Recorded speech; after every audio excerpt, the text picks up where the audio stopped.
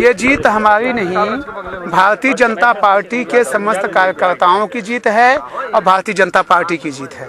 और यहाँ के जो मतदाता एक ऐतिहासिक निर्णय किए हैं उनकी जीत है। मैं तो पहले से ही भाजपा में था। जब उनकी ज़रूरत थी, मायावती जी की ज़रूरत थी, तब हमको बुलाई थी, तब मैं गया था, तो उनको जीत करके सीट दिया था। और जब उनको हमने स्वयं निर्णय लिया कि नहीं मुझे पुराने घर में वापस आना है, मैं अपनी स्वेच्छा से पुराने घर में वापस आया। मैं आजीवन भारतीय जनता पार्टी का सदस्य हूँ। देखिए, मैं ये कहना चाहता हूँ आप लोगों से, माननीय दया सिंह जी ने एक शब्द कहा था, वो शब्द को मैं दोहराना नहीं चाहता हूँ। अगर वो शब्द मैं कहता हूँ कि बिल्कुल सही था, अगर माननीय कांसी राम साहब और अंबेडकर साहब का जो सपना था उस पर चलती, अपने रास्ते से न भटकती, तो शायद वो ठीक ठाक रहती, लेकिन रास्ते से भटक गई, इसलिए उनका इस तरह का हादसा हुआ। देखिए, क्षेत्र के लिए सबसे मैंने हर मंचों पे बोला है, आज मैं भदोही विधानसभा का विधायक चुना गया हूं। वहां के 4,24,000 मतदाताओं के साथ छोटे नौजवान से लेकर बुजुर्गों तक सभी लोगों का सम्मान करना हमारा नैतिक दायित्व और कर्तव्य है। भारतीय जनता पार्टी का उच्च नेतृत्व है, जिसको निर्णय करेंगे उनका, माने हम लोगों बैठ करके विचार विमर्श करके जिसको निर्णय होगा, हमारे उच्च नेतृत्व के लोग निर्णय करेंगे, वो हम सभी लोगों को मान्य है। नहीं, भदोही के लिए बहुत योजनाएं हैं। भदोही तो बिल्कुल पिछड़ा, आजादी के बाद भदोही का कोई कुछ विकास हुआ ही नहीं है। जो लोग बोलते थे कि भदोही का विकास हुआ है, मैं कहना चाहता हूं कि एक भी काम का विकास बता देना।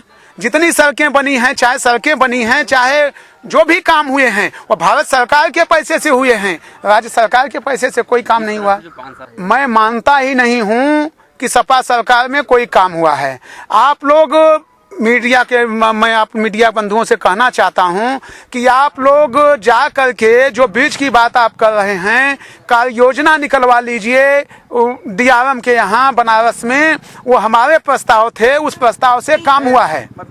देखिए, भदोही का ओवर ब्रिज जो है, मैंने कई वादे किए हैं। सूर्यामा में कामायनी एक्सप्रेस ट्रेन रोकने का काम जल्द करा दूंगा, और ओवर ब्रिज जो इंदिरा मिल का है उसको यथाशीघ्र, अब समय नहीं दूंगा, यथाशीघ्र मैं बनवाने का काम करूंगा। इसलिए कि भदोही की जनता, अगर किसी माँ बहन को डिलीवरी भी आती थी, कोई बीमार होता था, तो वो शायद हॉस्पिटल नहीं पहुंच पाता था, उसकी मृत्यु हो जाती थी, और तमाम शादी विवाह लगन बीत जाती थी, शादी विवाह भी नहीं हो पाते थे, जाम में लोग फंसे रहते थे।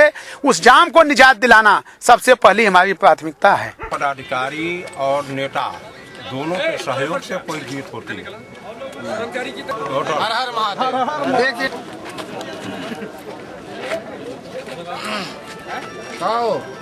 क्या कहेंगे, जो मायावती की जो पार्टी है बसपा, उसकी सीटें काफी सिमट गई। मायावती भ्रष्टतम नेताओं, देश के भ्रष्टतम नेताओं में से थी, इसलिए उनकी यह दुर्गति हुई है।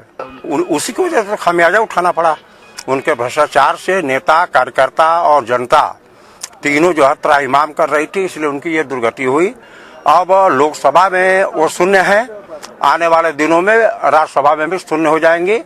अब उनको राज्यसभा में भी बैठने का दूर दूर तक उनको मौका नहीं मिलेगा।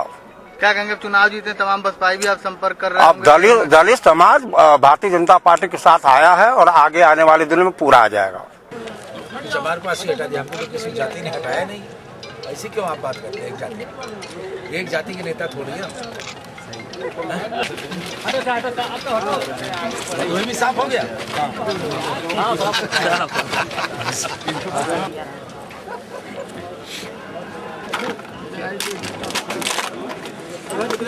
खड़ा है साथ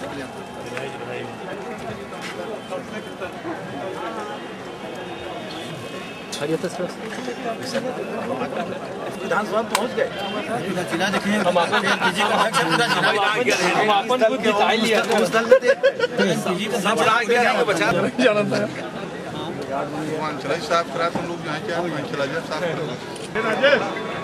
हाँ, अभी थोड़ा कुछ सस्पेंस फंसा हुआ है। चौथी बार क्या जय बार लड़ेगी? यहाँ जनता की जीत है, जनता लड़ी है, पार्टी से क्या मतलब? मुख्यमंत्री ने विरोध किया था कि यहाँ, उनके लिए क्या कहेंगे? मुख्यमंत्री क्या हाल हुआ? अब वो बेचारे को क्यों पूछते हैं उसके बारे में? कुछ बचा है? कुछ बचा है? घमंड जिसको हो जाए। हमने 5 तारीख को भाषण में ही कहा था कि रावण को भी घमंड हो गया था। जिसको घमंड हो जाता है राजनेता को, वो यही हश्र होता है जो हुआ है। जनता के लिए क्या कहेंगे जिसने आप पे फिर से विश्वास किया है, उसको क्या संदेश देंगे? जनता का चौकीदार हूँ, चौकीदार रहूंगा। काम आपको 3 महीना में पता लगेगा क्या होगा। विधायक जी, कौन कौन से काम ऐसे हैं जो आपको करना है या विधानसभा में करेंगे? अब एनजीओ खोल करके गरीबी के लिए विशेष काम हम कोई योजना चलाएंगे जिसमें 40-50 लोगों को ट्रस्टी बनाएंगे। अपनी श्रीमती रामलली की पूरी वेतन गरीबों के लिए जो वेतन आएगा वो डाल दिया जाएगा ट्रस्ट में, एनजीओ से उसका काम कराएंगे। बीजेपी तो सरकार बना रही है उत्तर प्रदेश में पूर्ण बहुमत की, क्या कहेंगे? वो तो बनना ही था। जब सपा बसपा भ्रष्टाचार में आकंठ डूबी थी तो तीसरी पार्टी थी कौन?